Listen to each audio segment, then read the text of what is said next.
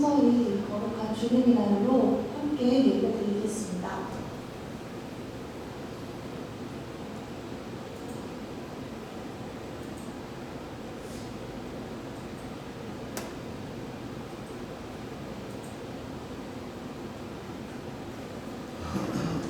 예배의 불은 함께 하겠습니다. 내가 여호와께 바라는 한 가지 일, 그것을 구하리니 곧 내가 내 평생에 여호와의 집에 살면서 여호와의 아름다움을 바라보며 그의 성전에서 사모하는 그것이라.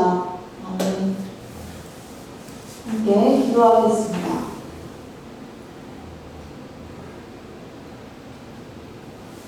희망을 버리고 살아가는 우리 죄인들에게 믿음으로 참길로 인도하시는 하나님 아버지, 저희 인간의 죄를 오히려 대속하기 위해서 이 땅에 오신 예수님만을 바라보며 또 이 대림절 두 번째 날을 맞았습니다.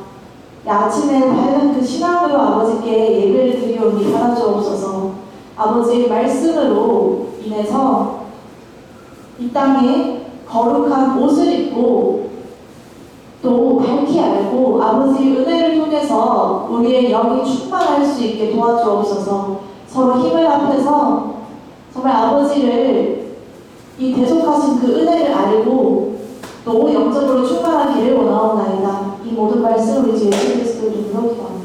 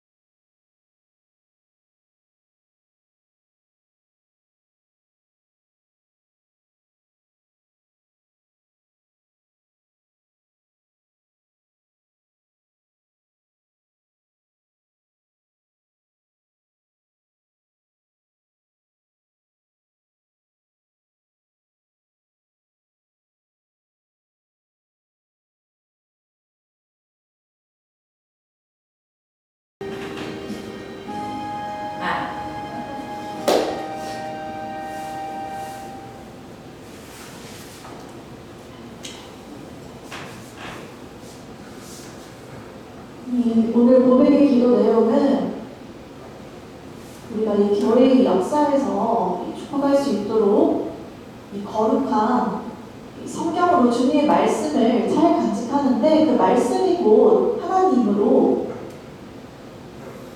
아는 것을 우리가 고백하듯이 딱 하루에 한 번이라도 주님의 말씀대로 우리가 만나고 또 성경에 적혀져 있는 것들을 우리가 생각하면서 우리의 잘못들을 반성하고 용서할 수 있게 함께 기도하겠습니다.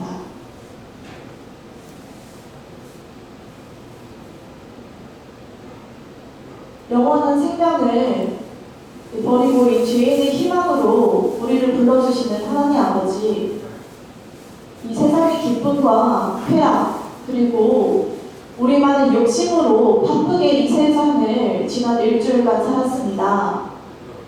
아버지, 부름과 불기둥으로 우리를 인도해 주시는 은혜에 감사드립니다. 우리의 욕심만을 취해서 우리의 욕심과 이 자만심이 1순위로 생각하고 우리가 멋대로 사람들에게 이 상처를 주는 지난 일주일을 반성하오니 용서하여 주옵소서. 말씀으로 아버지를 만나기 위해서 우리가 날마다 성경책을 딱 한 번이라도 읽어야 되는데 그렇지 못함을 긍휼히 여겨 주옵소서. 우리의 육과 영으로 정말 우리는 육으로서 밥을 하루에 3번이 먹는데 영적으로도 딱 한 번만이라도 아버지 생명의 말씀을 읽고 또 듣지 못했습니다. 아버지, 그러한 우리의 죄를 용서하여 주옵소서. 우리가 이 세상을 이기고 아버지 주시는 면류관을 쓸 때 정말 아버지의 말씀만을 붙들고 이 구원의 구주가 다시 이 세상에 와오셔서 생명으로 우리를 잉태하듯이 우리가 그 말씀에 하나 되어서 변하고 아직 깨닫지 못하였더라면 우리가 각지 어디에서나 아버지의 긍휼을 베풀고 위로를 베풀게 하여 주옵소서. 우리가 결단한 이 사랑으로 아버지 용서하여 주시고 세상에 이 다양한 이 상처들 가운데서도 빛대시는 우리를 통해서 역사하여 주옵소서. 이 세상과 함께 하는 것을 목적으로 아버지께서 다시 이 세상에 오시니 우리가 악을 이기고 주님의 이름으로 다시 평안을 찾게 하여 주옵소서. 어떠한 상황에도 불구하고 아버지 앞에 무릎을 꿇고 우리가 진실된 자녀로 살 수 있게 우리의 죄를 용서하여 주옵시고 다시 새롭게 태어날 수 있기를 기도하옵나이다. 아멘.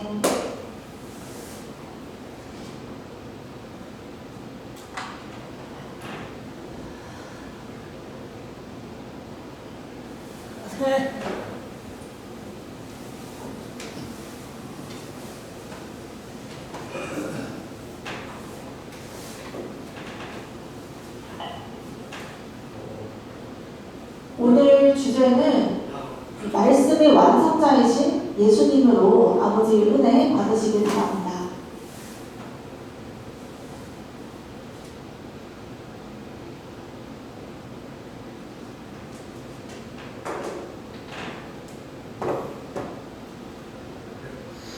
특히나 중요한 이 거룩한 이 주일 날입니다.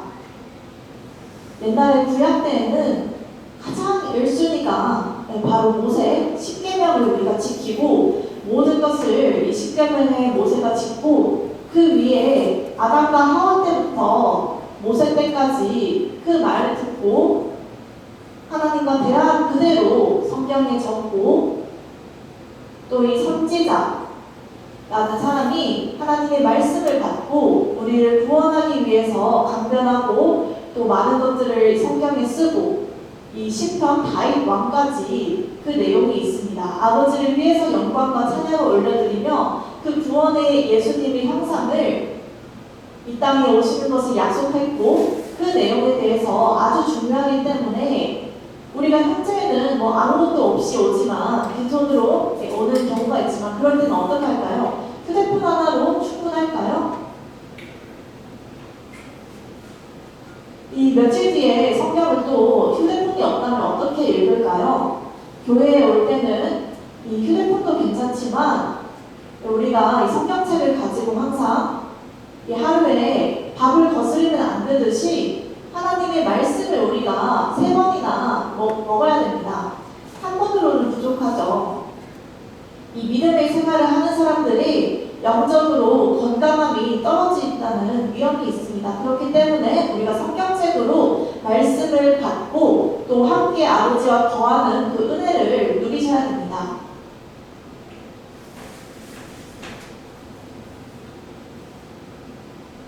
한국에 세종대왕이라는 왕이 적혀놓은 글이 있는데 이 나라의 말소리가 중국과 달라서 이 문자가 서로 통하지도 않고 한문을 모르는 사람들이 많기 때문에 적지도 못한다는 것이었습니다. 가난한 사람들은 교육을 받지도 못하고 또 고민을 세종대왕이 했기 때문에 그들이 말이 있어도 제 뜻을 펼지 못하는 사람이 많기 때문에 세종대왕이 한글을 고안했고 정말 편안하게 서로가 소통할 수 있도록 한글을 창제한 것입니다. 그렇게 28자를 만들었습니다. 네, 현재는 34자까지인데 그것을 어떻게 또 사용할지 이 음성뿐만 아니라 듣기까지 11,772개로 표현이 가능하다는 것입니다. 24자밖에 안 되는데 그 자음 모음을 이 자음, 모음 이러한 것들을 조합해서 우리가 똑같이 말을 할 수 있게 되고 소통이 안 되는 것이 소통이 가능하고 중국을 차용해서 우리가 만든 것이 아니라 중국의 것들을 우리가 소통을 못했지만 이렇게 수어와 다르게 한글이 소통이 가능하게 된 것입니다. 더 놀라운 것은 이 세계적으로 문화 강국과 또 이 공동체의 힘을 가지는 것이 이 글과 또 인도도 있고 다른 문화가 다 강국이긴 한데 그들의 문제는 이 문화적인 힘이 없었습니다. 우리가 문화적인 힘은 다양한 스포츠나 이 문화들도 이렇지만 학문이라든지 그런 문화도 강하지만 우리 그 가장 유명한 그런 것들은 어떤 것입니다. 그러다가 살펴보니 정말 놀라운 것이 성경에도 그 문화의 힘이 전 세계로 펼쳐졌는데 지금까지도 이 다른 것들은 부족해서 이 차별을 받고 있었습니다. 하늘과 땅과 사람, 저 사진을 보시면 이 천지문으로 합쳐져서 들어갔는데 각각이 이 하늘, 땅, 사람을 덧붙여서 모험을 완성한 것입니다. 하나님이 우리에게 이 은혜를 주지 않았다면 우리가 결코 이 한글을 받지 못했을 것이고 그렇게 이 모든 사람, 동물까지 표현하는 것이 바로 하나님이 살아있다라는 생각이 듭니다. 요거와 관련해서 성경의 말씀을 보겠습니다. 오늘 마태복음 5장 17절에서 20절까지 말씀 보겠습니다. 첫 번째는 말씀을 완전케 하시는 예수님입니다. 27절에 내가 율법이나 선지자를 폐하러 온 줄로 생각하지 말라. 왜냐하면 이 백성들은 예수님을 비난했었는데 왜냐하면 이 구약의 율법을 다 무시하고 예수님 중심으로 강변을 했는 것을 사람들이 보고 예수님은 불법이다 라고 욕을 하고 비난을 했습니다. 거기에 이제 화가 나신 거죠. 예의도 없고 하나님의 아들인 줄을 몰랐기 때문입니다. 구약의 말씀에서는 모세가 제사를 드리고 정말 훌륭하게 율법을 다 지킨 것을 예수님은 상관없이 오로지 예수님만 바라보게 하셨습니다. 그것을 사람들이 착각한 것이죠. 예수님이 구약의 말씀을 철폐하고 온 줄로 생각하지 말고 그것을 완전하게 하려 함이라 입니다. 사람들이 놀랐습니다. 이것이 구약을 어떻게 완성하게 하냐 말에 대해서 예수님의 비방했습니다. 우리가 생각한데 구약이 완성되지 않은 모습이었습니다. 부족함이 많았죠. 그래서 예수님이 이 땅에 오셔서 그 기름으로써 아버지의 말씀을 직접 전하고 가르치는데 눈을 떴던 것입니다. 그렇게 완전하게 성취하기 위해서 오셨던 것입니다. 구약은 율법과 선지자와 시편으로 되어 있다라는 것입니다. 이 율법은 모세가 받은 것이고 그 역사를 따라서 자손들이 그것을 배우고 또 선지자의 경우에는 이사야라든지 욥 등 다양한 선지자들이 많이 있었는데 그 글을 쓴 목적은 이스라엘의 구원을 위해서 약속하신 아버지의 말씀을 전하고 예수님이 언제 이 땅에 오는지 그 모습을 표현하기 위해서였습니다. 정말 희생과 헌신으로 자신을 위해 죽는다라는 글이 있었고 그것은 나중에 장차의 일을 미리 예언하신 것이었습니다.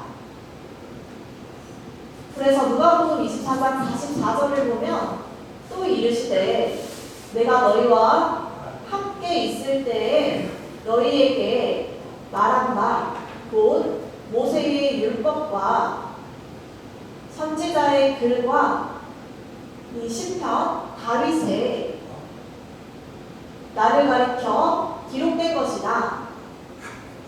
우리 구약의 구원에 이 땅 가운데 오신 예수님을 표현하기 위해서 미리 적혀졌던 것입니다. 예수님이 승천하신 뒤에 별뜻 없이 살아가는 사람들이 있겠지만 정말 그 모습이 안타깝습니다. 예수님이 이 땅에 오시고 승천하신 뒤에 또한 다시 오시는 날에 우리의 죄를 대속하셨기 때문에 약속했습니다. 이 나를 가리켜 기록된 모든 것이 이루어져야 하리라 하는 것입니다. 어떠한 부족함도 없이 다 이루겠다는 것입니다. 구약에서 말씀하신 것들이 빠짐없이 예수님을 이루고 또 이 바리새인들은 예수님의 말씀을 흠잡아서 비방하는 사람들이 대부분이었습니다.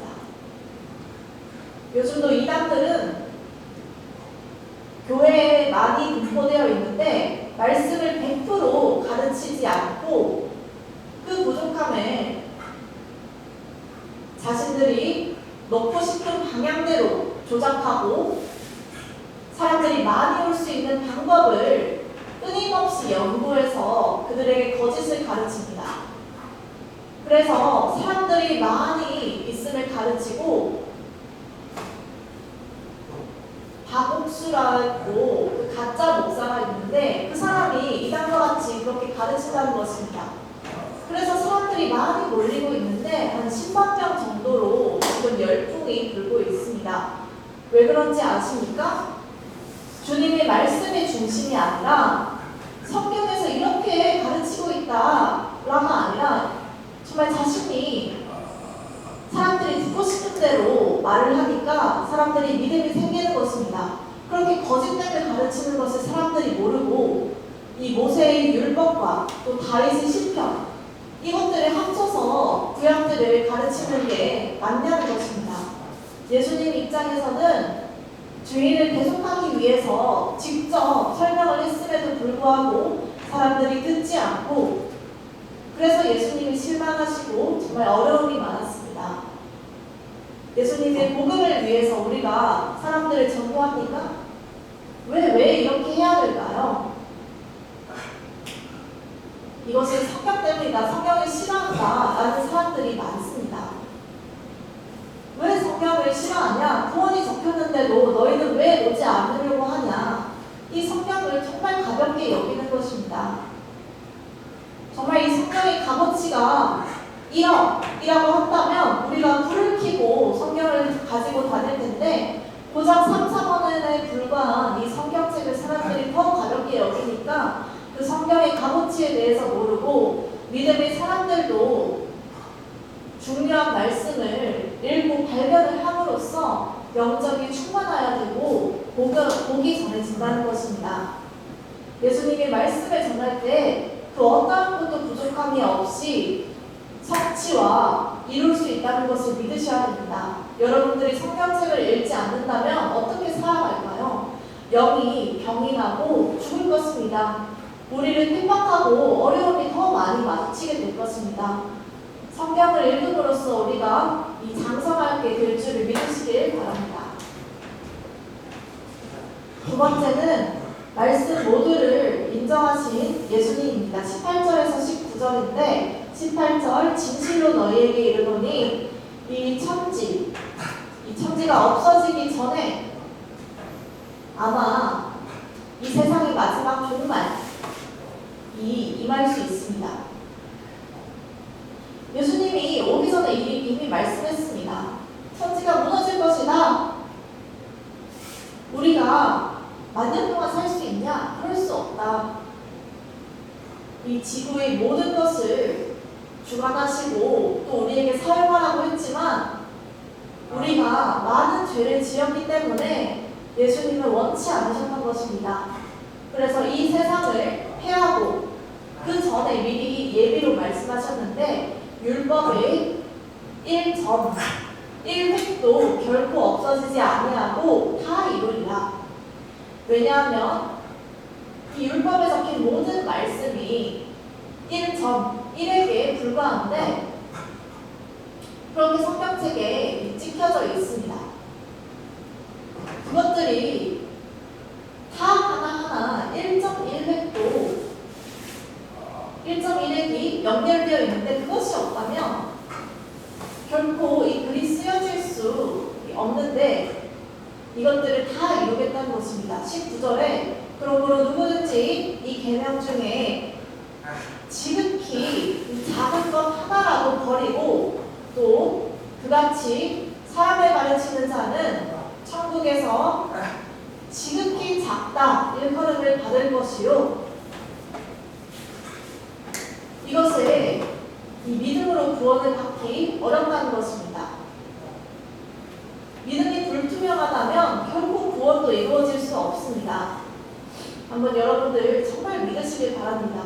성경을 가볍게 여기고 그저 오히려 아멘이라고 한다면 사람들이 그리고 세상으로부터 받는 이 고난의 가운데서 왜 이런 일이 벌어질까 모르고 우리의 부족함으로 성경을 읽지 않았기 때문에 오히려 이 고난에 더 맞기 쉽기 때문입니다.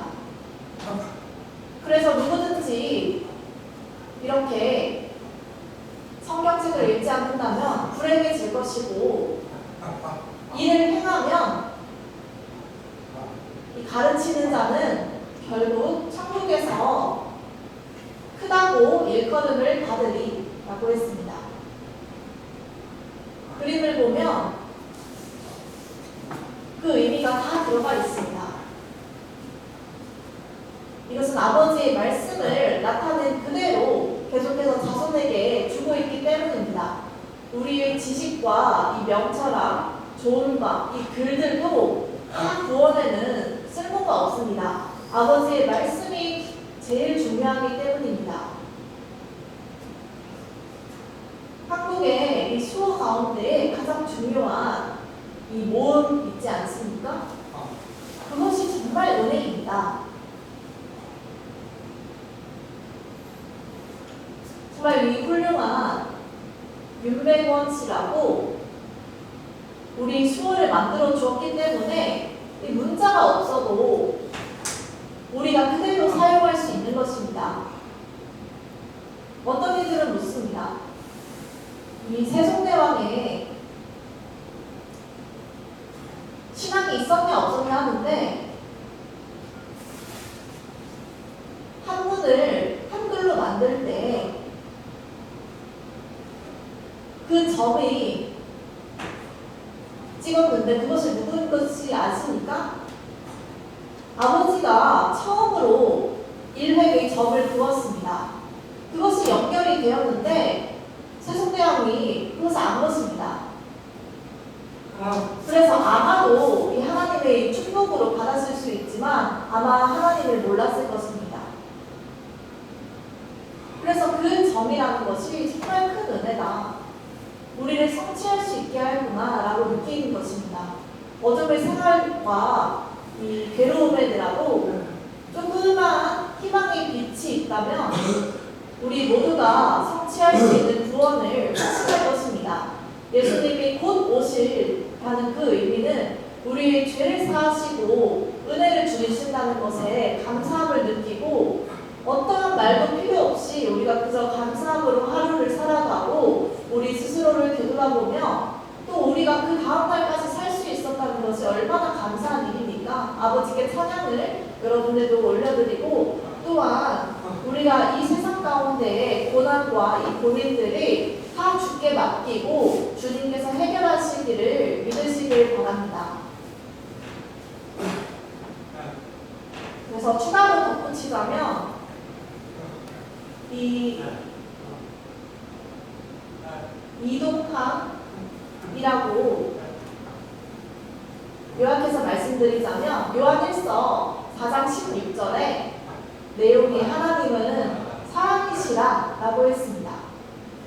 그 의미는 옛날에 이 15세기에 세종이 만든 그 한글의 의미가 어떻게 사용됐냐? 그것은 곧 구약에 발견됐던 것이 그대로이고 그 구약 가운데 그대로 15세기 정도의 시기가 정말 많이 구약과 차이가 나는데 한 1500년 전이지 않습니까? 구약이. 그런데 세종대왕이 어떻게 그 점을 발견하게 되었을까요? 아마 그 이스라엘 때 복음이 전해지고 아시아 가운데에 그 인도를 타고 그 중국인들이 중국어를 개발하고 그 가운데에 방주라고 집 모양이 한문으로 적혀져 있어서 좀 어렵긴 한데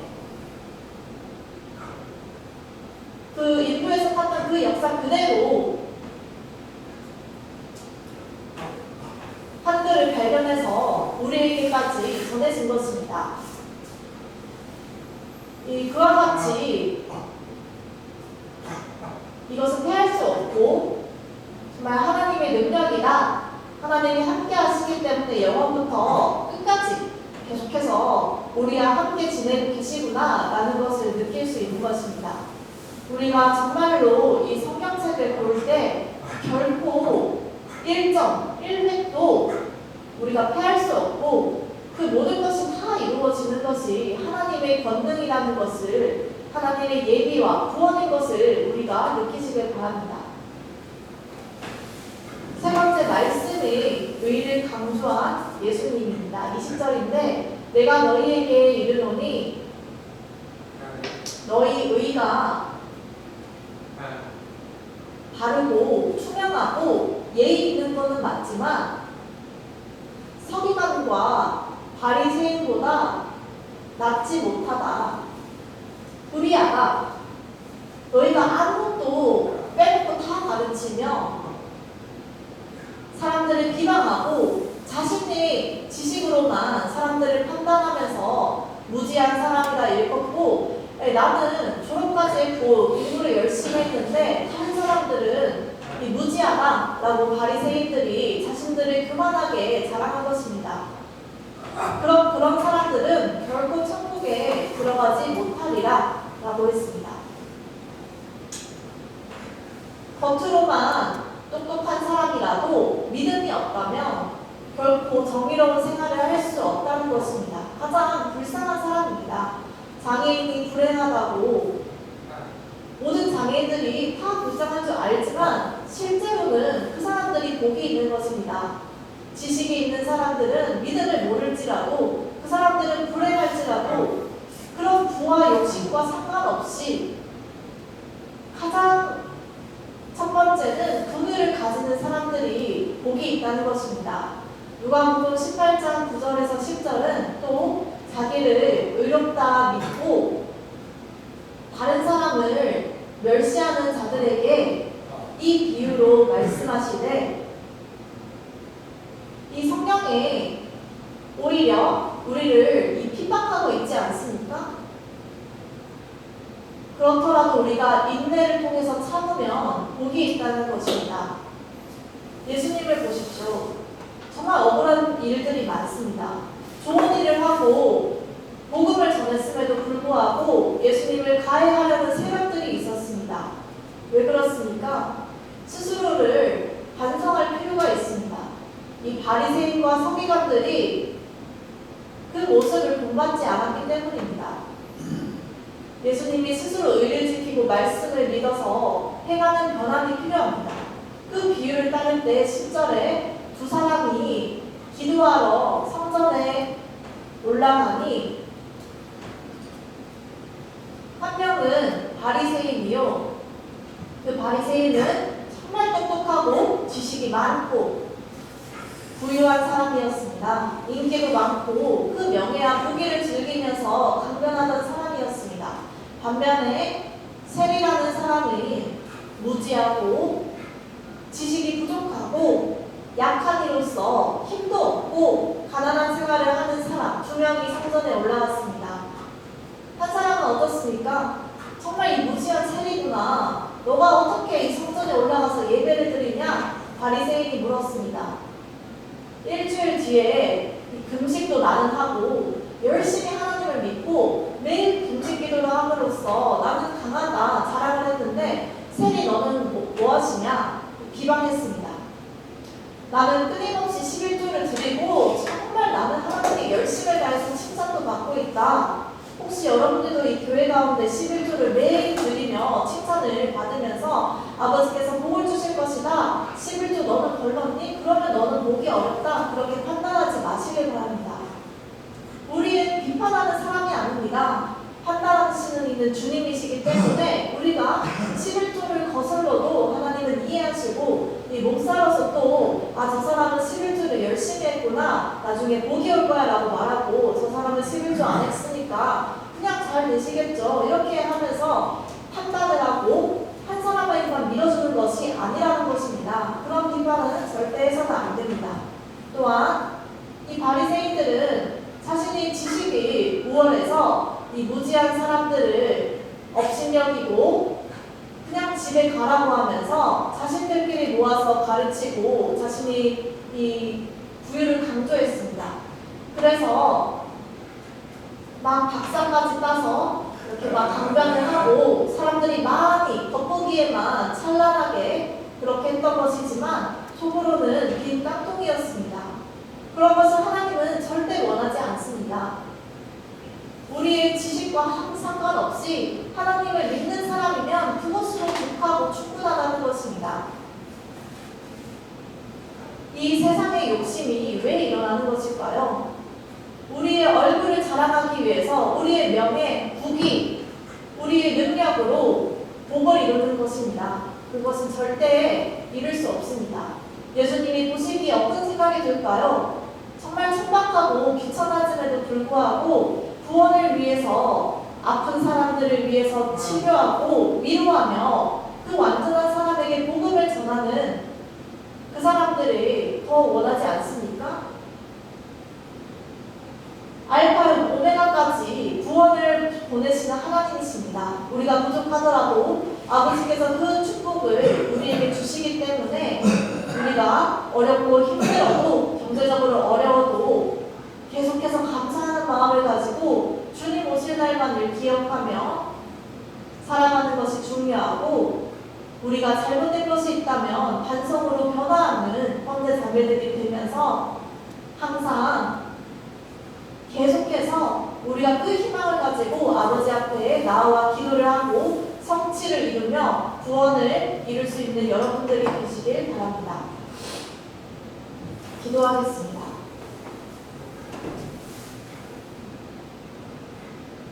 죄인과 악인을 밝히시며 우리를 구원 가운데 이끄시는 하나님 아버지, 오늘 예수님의 이 거룩한 성경과 함께 우리가 준수하는 이 주일에 우리에게 화평을 원하게 하시고 끝까지 우리에게 예배를 자리를 주어진 것에 감사합니다.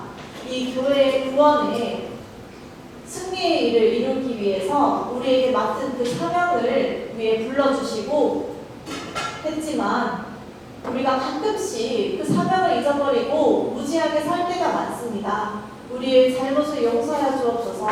주님, 우리에게 맡기신 일, 이 교회를 섬기며 끝까지 우리가 해낼 수 있게 하여 주옵시고 상황이 어렵고 지치고 힘들더라도 아낌없이 우리에게 아버지의 은혜를 나누어 주옵소서. 아버지의 나를 기리면서 끝까지 아버지의 길만을 기리고 정말 생명의 길인 것을 우리가 성령 충만하게 이루고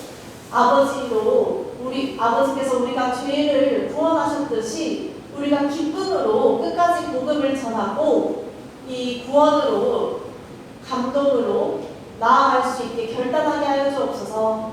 주님, 그 어떠한 것도 우리가 이 교회와 관련해서 이 아버지께서 주시는 것을 판단하지 않고 이 교회의 빛과 소금으로서 나아가 이룰 수 있게 하여 주옵소서. 주님이 사랑하라고 말씀하셨으니 우리가 정말 주님의 마음 가운데서 사랑을 하고 거하면서 항상 밖으로도 주님을 보여줄 수 있기를 기도합니다. 예수님의 이름으로 기도드립니다.